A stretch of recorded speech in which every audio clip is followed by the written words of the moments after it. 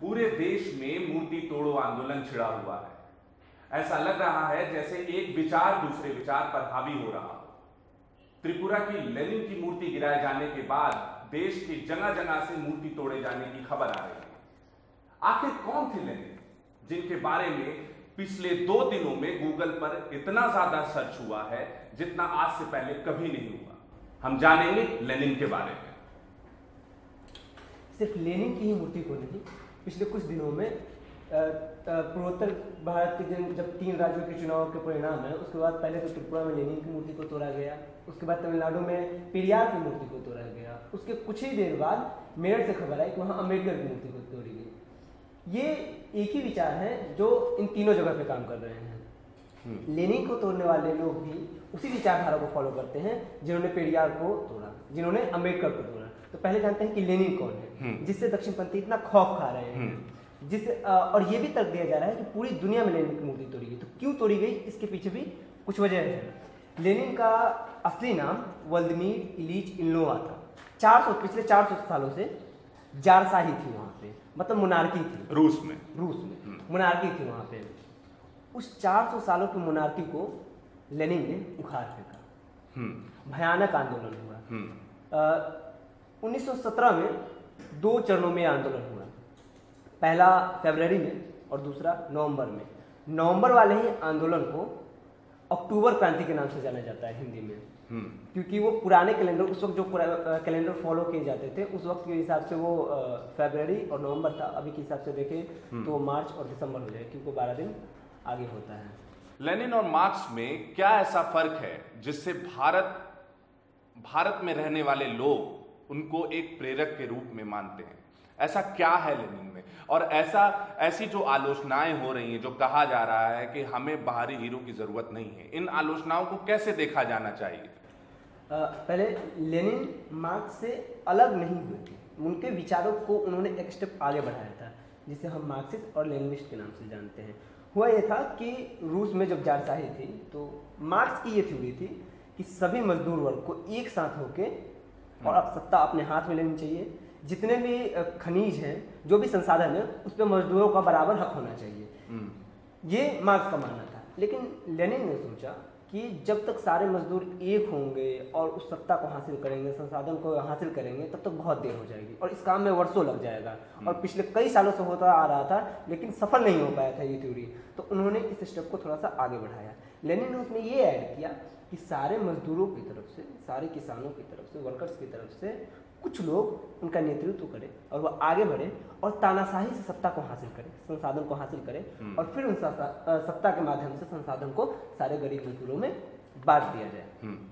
ये वहाँ पर हुआ और उसी को फॉलो करते हुए लेनिन ने वहाँ पे जारशाही को उखाड़ फेंका और अपनी सत्ता जमाई। ये आगे चल के मार्क्सिस्ट और लेनिनिस्ट बनी। ये जो थ्योरी है मार्क्सिस्ट और लेनिनिस्ट, ये इस विचार से दुनिया भर में कई राजनीतिक और सामाजिक संगठन हैं। भारत में भी है, जिसे हम CPIM-L के नाम से जानते हैं, मतलब communist party of India, Marxist and Leninist. इस पार्टी की स्थापना की थी चारू मजुमदार ने और कानू सान्याल ने। कब किया था? तो 22 अप्रैल 1969 को, मतलब कि लेनिन के जन्मदिन के अवसर पर किया गया था CPIM-L का स्थापना। फिलहाल इसके जनरल सेक्रेटरी है दीपांकर भट्टाचार्य। अंकित, ये बताइए कि 1917 में जो क्रांति हुई उसका भारत पर क्या असर पड़ा? भारत उसको किस नजरिए से अब देखता है, या कौन सा ऐसा विचार है जिसका विरोध हो रहा है? 1917 में जो रूसी क्रांति हुई उसका सिर्फ भारत पे नहीं पूरी दुनिया पे असर पड़ा। फ्रेंच रिवॉल्यूशन के बाद ये सबसे बड़ी क्रांति थी और उससे ज़्यादा सफल क्रांति थी। भारत में उस वक्त गुलाम था, अंग्रेजों के हाथ में था और हमें रूसी क्रांति से बहुत प्रेरणा मिली। जैसे कि रूसी क्रांति ने, जैसे हमारे यहाँ 200 सालों से अंग्रेज राज कर रहे थे, 200 सालों से राज कर रहे थे और रूस में 400 सालों से था। तो लेनिन ने 400 सालों की जारशाही को वहाँ पे उखाड़ फेंका था। जारशाही जो थी वो पूरी दुनिया का सबसे बड़ा एम्पायर था, उससे बड़ा एम्पायर पूरी दुनिया में कहीं नहीं था। सबसे ज़्यादा दिनों से और सबसे बड़ा एम्पायर जो था वही था। मोनार्की खत्म हुई और उससे ये प्रेरणा मिली कि हम भी इस चीज़ को अपने देश से हटा सकते हैं। एक वन नेशन थ्योरी पे काम किया रूस ने उस वक्त, कि जैसे यूरोप में सब देश अलग अलग बन रहे थे, वैसे ही उन्होंने स्वतंत्र अपना देश बनाने की घोषणा की। उससे भी भारत को प्रेरणा मिली। इनफैक्ट भगत सिंह उन्हीं से प्रेरित थे, लेनिन से ही प्रेरित थे। उनकी किताब को अपने अंतिम वक्त में भी लेनिन की किताब को ही पढ़ रहे थे वो। तो इस तरह से पहले वो इन्फ्लुएंस किया। इसके हम कुछ पॉइंट्स को समझते हैं कि कैसे रूसी क्रांति ने पूरी दुनिया को इंस्पायर किया। पहली बार ऐसा हुआ कि कम्युनिज्म की थ्योरी से किसी देश का निर्माण हुआ, कोई देश बना। इससे पहले कम्युनिज्म सिर्फ किताबों में था, जिसे मार्क्स लिख के गए थे। दूसरा पॉइंट है कि रूसी क्रांति होने के बाद जितने भी रिसोर्सेज थे वहाँ के, उन सब का नेशनलाइजेशन कर दिया गया। जैसे जो भी संसाधन थे, नदी थे, खनिज थी, जमीन था, उन सबको इक्वली सब में बांटा गया, सारे मजदूरों में बांटा गया था। लेनिन की ने इसी विचार पर काम भी किया था शुरू से ही, वो सत्ता हासिल करेंगे और सबको इक्वली सारी चीज़ें बांट देंगे। उन्होंने ऐसा ही किया। रिसोर्सेज को लेनिन ने अपने कब्जे में किया, मतलब सरकार के हाथों में सब कुछ थी। साबुन तेल से लेकर टैंक तक उन सरकार ही बनाती थी, रूसी सरकार ही बनाती थी। उसमें किसी भी निजी हाथों में नहीं दिया गया था। जैसे फिलहाल अभी भारत में हो रहा है कि हर चीज़ को निजी हाथों में दिया जा रहा है। इसके अपने उदाहरण दिए जाते हैं और इसके अपने कारण बताए जाते हैं कि क्यों मार्केट को खुला रखना चाहिए। लेकिन उस वक्त लेनिन की जो थ्योरी थी उसके मुताबिक उन्होंने सब चीज़ों को अपने पास में रखा, सरकार के अधीन रखा और हर चीज़ वही बनाते थे। 5 ईयर प्लान जिसे बाद में इंडिया ने अडॉप्ट किया 1952 में, वो लेनिन की ही 5 वर्षीय योजना जिसके नाम से जिसे हम जानते हैं। 5 ईयर प्लान 1928 में वहाँ पे उन्होंने लागू किया था, लेनिन ने उसमें लागू किया था और काफ़ी सफल रहा था वहाँ पे। सबसे अहम बात, सबसे आखिरी पॉइंट इस पर बताना चाहूँगा कि कैसे ये रूसी क्रांति टोटल इक्वालिटी लेके आया। पहले भी कई क्रांति हुई थी, कई देशों को आज़ादी भी मिली थी, उसमें फ्रेंच रेवोल्यूशन शामिल है। अमेरिका में भी क्रांति हुई और वहाँ के मोनार्की खत्म हुई, डेमोक्रेसी आई, लेकिन उस तरीके से डेमोक्रेसी नहीं आई। यहाँ पे रूस में डेमोक्रेसी तो नहीं आई, लेकिन इक्वलिटी बहुत अच्छे तरीके से आई। जैसे अमेरिका में आज़ादी मिलने के बाद भी सबको वोटिंग के इक्वल राइट्स नहीं थे। ब्लैक एंड व्हाइट की वहाँ जो लड़ाई उसी तरह से कायम रही। कई सालों बाद तक भी अमेरिका को आज़ादी मिलने के बाद भी कई सालों तक ब्लैक से दोयम दर्जे का व्यवहार करता रहा गया। वहाँ पे उन्हें स्लेव की तरह देखा गया। फ्रांस में भी यही हुआ था। रेवोल्यूशन होने के बावजूद भी वहाँ पे सबको वोटिंग का अधिकार नहीं था। जिनके पास लैंड ज़्यादा थे, जो ज़्यादा पढ़े लिखे थे, उनको ही वोटिंग का अधिकार था। रिसोर्सेज पे भी सबका इक्वल अधिकार नहीं था, ना ही फ्रांस में और ना ही अमेरिका में। लेकिन जब रूस में क्रांति हुई तो सबको सारी चीज़ें इक्वली डिस्ट्रीब्यूट की गई। मतलब अगर कोई जार निकोलस का भाई या भतीजा है तो उसे भी वही अधिकार प्राप्त है जो एक किसान और मजदूर को प्राप्त है। सिर्फ भारत पे ही नहीं, रूस क्रांति से दुनिया भर में एक अच्छा संदेश पहुंचा था जो इस पूरे उसका वो निकल के आता है। जो एक आलोचना हो रही है कि हमें किसी बाहरी हीरो की जरूरत नहीं है, इसको किस तरीके से देखा जाए? क्या सच में ऐसा है कि किसी भी बाहरी हीरो की हमको जरूरत नहीं है? हमारे जितने हीरो हैं या भारत में जितने क्रांतिकारी हुए हैं वही काफ़ी है? ये कह देना सिर्फ और सिर्फ खाली हो जाता है ये कह के कि हमारे हीरो ही काफ़ी है। बिल्कुल बेसलेस बात है ये कि हमें बाहरी नेताओं की ज़रूरत ही नहीं है। अगर ऐसा नहीं है तो पहले तो हमें पूरा सिलेबस को चेंज करना पड़ेगा, क्योंकि हम 8, 9, 10 से ही लेनिन, मार्क्स सबको पढ़ते आते हैं, चाहे स्टालिन हो, टॉल्स्टॉय हो, सबको हम पढ़ते आते हैं। तो पूरे सिलेबस को पहले चेंज करना पड़ेगा। और क्यों चेंज करना? अगर किसी के विचारों में कोई अच्छी चीज़ें हैं या फिर उसने दुनिया को इन्फ्लुएंस किया है तो उसके विचारों को क्यों ना जाना जाए, क्यों ना पढ़ा जाए? जहाँ तो मूर्ति तोड़ने का बात है या फिर किसी की जगह नहीं है तो ये सिर्फ एक प्रोवोक करने वाली बात है। इसमें ज़्यादा ध्यान देने की जरूरत नहीं है, क्योंकि इसी दिल्ली के नेहरू पार्क में लेनिन की मूर्ति लगी हुई है और ये विश्वास से कहा जा सकता है कि सरकार की इतनी हिम्मत नहीं है कि वो उस मूर्ति को तोड़ दे। पूरे देश भर में और भी कई जगहों पर लेनिन की मूर्ति है और भी लोगों की मूर्ति है, कई विदेशी नेताओं की मूर्ति है और उनके नाम पे सड़कें हैं। नेल्सन मंडेला के नाम पे सड़कें हैं, स्टालिन के नाम पे हैं, कई लोगों के नाम पे हैं। तो उसे बदला तो नहीं जा सकता ना। दूसरी बात, सबसे ज़्यादा इस बात का जिक्र किया जा रहा है कि जिस लेनिन को उनकी कंट्री ने नहीं अपनाया, उनकी कंट्री ने उनकी मूर्तियों को तोड़ दिया, उनकी मूर्ति को हम क्यों रखें? सबसे पहले रूस आज भी 90 साल बाद लेनिन की मृत्यु को 90 साल हो चुके हैं, आज भी लेनिन की लाश को मॉस्को के रेड स्क्वायर पे सुरक्षित रखी है रूसी सरकार ने। वो अपने उस विचार 100 करोड़ रुपए तक का अभी तक वो खर्च उठा चुकी है, उससे ज्यादा का ही खर्च हो चुका है, और आज भी लाश को सुरक्षित रखा गया है। वो नहीं चाहते हैं कि उनका जो इतिहास रहा है, जिसकी बेसिस पर उन्हें आज उतनी इक्वालिटी मिली है, वो खत्म हो। वो इस चीज को नहीं चाहते। जहां तक मूर्ति तोड़ने की बात है, तो यूक्रेन में तोड़ा गया था, रूस में भी तोड़ा गया था, लेकिन यूक्रेन में जो तोड़ा गया था वो इसलिए तोड़ा गया था क्योंकि यूक्रेन रूस से अलग हो गया था। अलग होने के बाद ये हुआ था कि यूक्रेन में दक्षिणपंथी राज्यों का, जैसे अमेरिका का बहुत दबदबा बढ़ा, और जाहिर सी बात है कि अमेरिका जब वहाँ पे घुसेगा तो वो लेनिन और मार्क्स को क्यों पसंद करेगा। तो कथित राष्ट्रवादियों ने अपनी पूंजी को फैलाने के लिए, अपने पूंजीवाद को फैलाने के लिए मूर्तियों को तोड़ा। ये यूक्रेन में हुआ, रूस में भी हुआ। हर जगह कुछ लोग होते हैं जो अलग आइडियोलॉजी को फॉलो करते हैं और वो हिंसक होते हैं। तो जो रूस में दक्षिणपंथी लोग थे, उन्होंने उनकी मूर्तियों को नुकसान पहुंचाया। तो इस स्थिति से ये नहीं कहा जा सकता है कि उन्होंने अपने महापुरुषों को, रूस वालों ने अपने हीरो को, अपने नेता को छोड़ दिया या फिर मूर्तियां गिरा दी।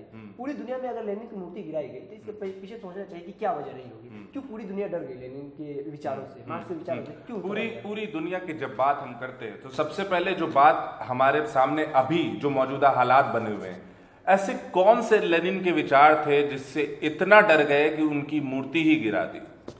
लेनिन को, जैसे दक्षिणपंथी हमेशा से ही इस चीज में विश्वास रखते हैं कि किसी भी कंट्री में एक लैंग्वेज होनी चाहिए, एक रंग होनी चाहिए, एक भगवान होना चाहिए, एक धर्म होनी चाहिए। लेनिन धर्म और समाजवाद को बहुत ही वाइडली डिस्क्राइब करते हैं, जो मुझे नहीं लगता कि किसी भी दक्षिणपंथी संगठन के लिए हजम कर पाना मुमकिन है।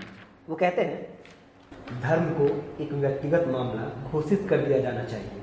समाजवादी अक्सर धर्म के प्रति अपने दृष्टिकोण को इन्हीं शब्दों में व्यक्त करते हैं, लेकिन किसी भी प्रकार की गलतफहमी ना हो, इसलिए इन शब्दों के अर्थ की बिल्कुल ठीक व्याख्या होनी चाहिए।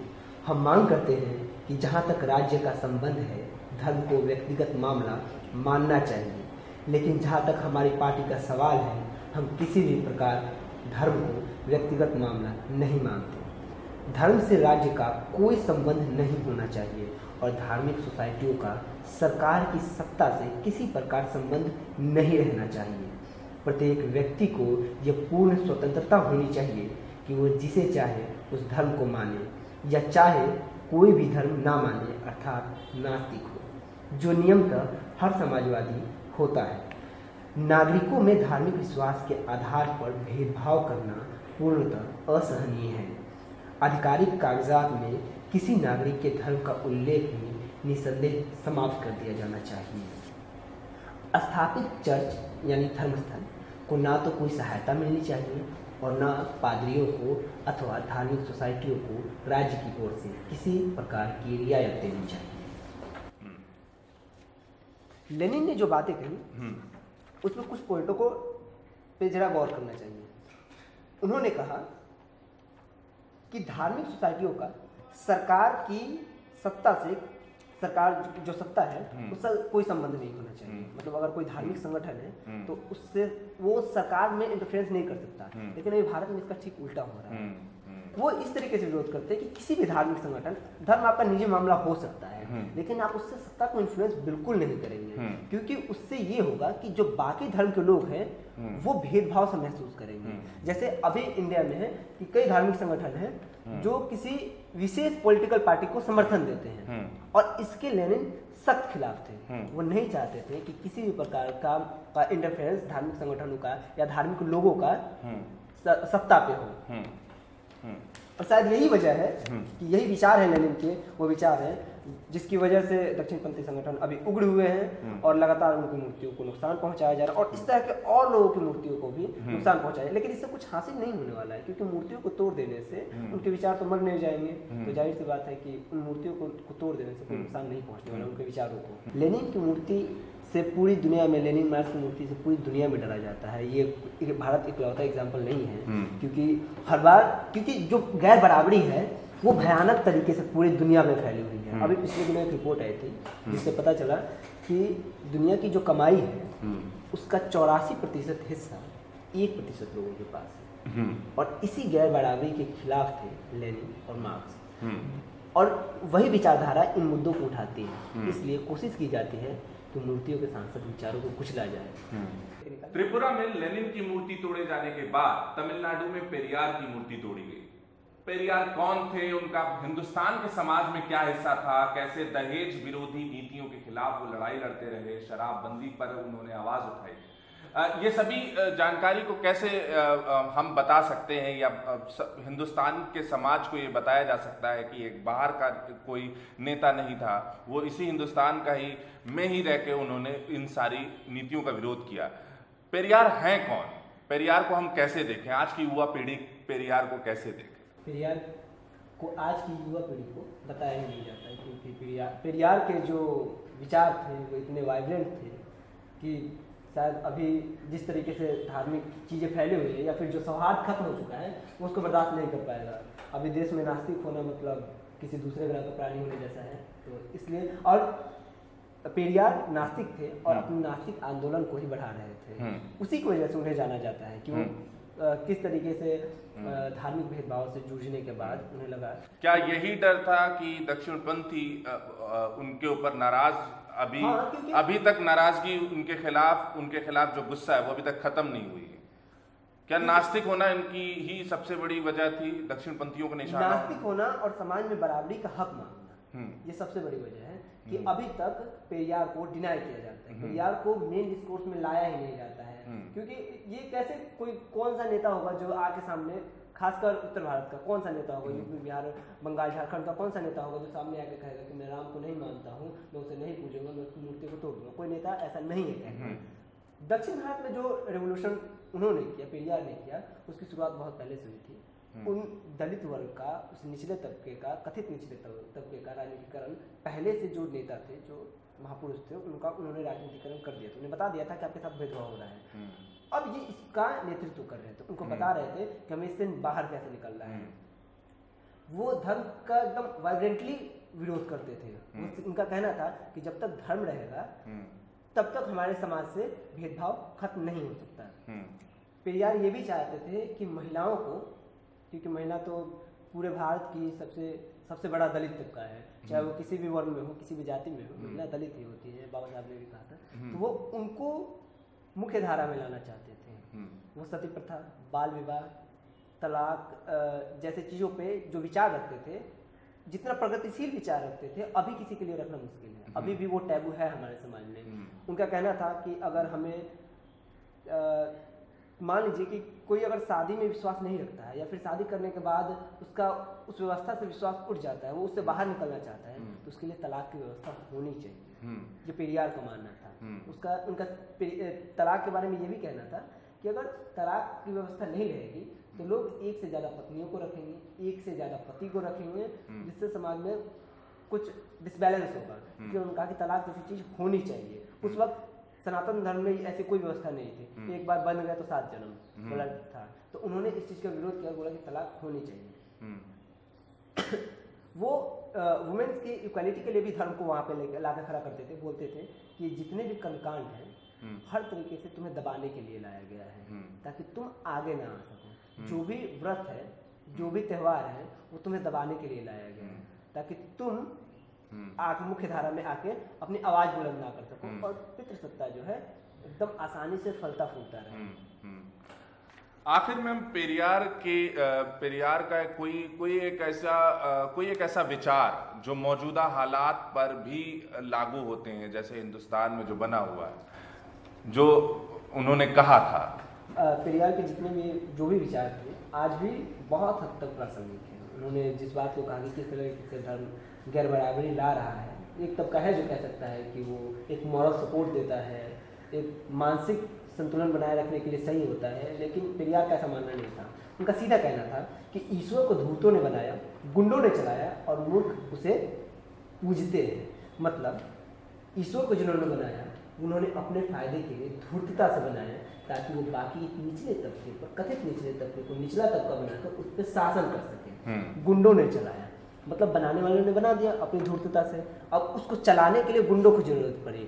मतलब उसके लिए प्रोपगेट किया गया, प्रोपेगेंडा फैलाया गया लोगों के बीच में, लोगों को जबरन उसको मानने के लिए कहा गया, वरना उन्हें डर दिखाया गया कि आपको बीमारी हो जाएगी, आपको रोग लग जाएगा, आप वहाँ पे चंदा नहीं दोगे तब मर जाओगे, जैसा भी व्हाट्सएप में भी चलता है। तो इसको गुंडों ने चलाया और अब उसे मूर्ख पूछते हैं, बिना तर्क के सोचे समझे जो इस चीज को मान लेते हैं उसको पेरियार ने मूर्ख कहा था, उन लोगों को पेरियार ने मूर्ख कहा था कि वो बिना सोचे समझे कैसे कहीं पे चढ़ावा चढ़ाने से या फिर चढ़ावा चढ़ा देने से किसी की मन्नत पूरी हो सकती थी, वो सीधे से इसको खारिज करते थे।